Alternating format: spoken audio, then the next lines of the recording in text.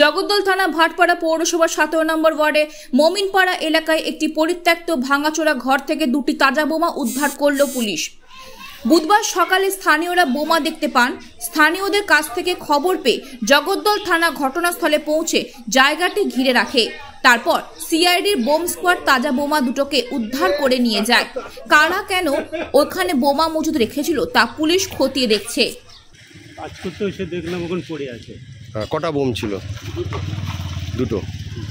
তো পুলিশ এসে কি নিয়ে গেল? তারপরে পুলিশ ওখানে এসে পাহারা দিচ্ছিল, ছাড়া কিছু জানি।